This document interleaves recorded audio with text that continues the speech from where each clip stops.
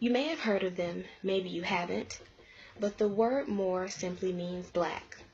It was a title that was given to them because of their dark skin. Many people believe that Moor also means Muslim, but the truth is there were many different types of Moors.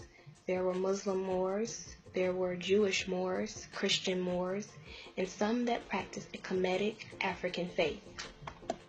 As a result of the Roman civilization collapsing, Europe fell into a dark age for 500 years.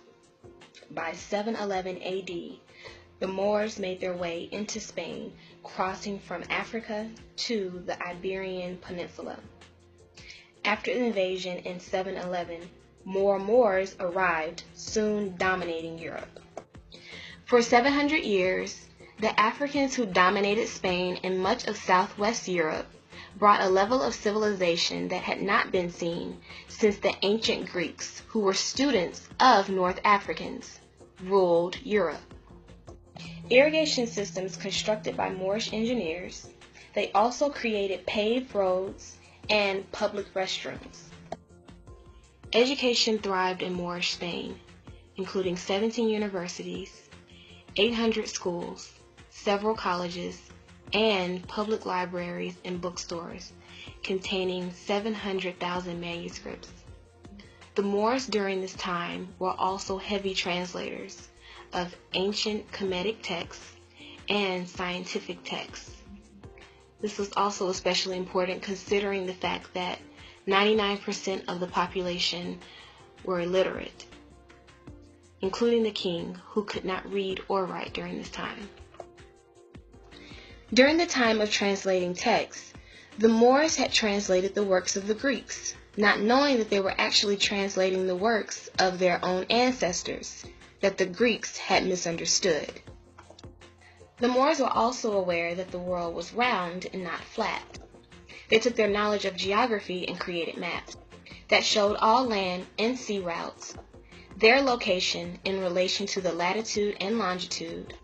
It is no surprise that when Christopher Columbus decided to explore the world, on his flag in the city of Cordova, the Moors constructed splendid palaces with manicured lawns, marble, carved walls with heavily decorated hallways, grand fountains, bright lamps, and 700 mosques, all while kings were unfortunately living in large barns with unfinished chimneys with no windows.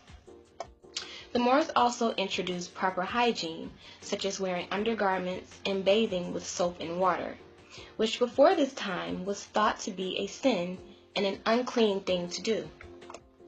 Also in the city, there were 80,455 shops and 4,300 markets, where you could purchase anything from spices, silks, glass, leather, pottery, and other goods. The Moors excelled in education, but they also enjoyed leisure activities, such as horseback riding, marksmanship, chess, and they even enjoyed discussing war tactics and strategies. The Moors were also heavy listeners of music. They brought into Europe classical music, the piano, and other string instruments.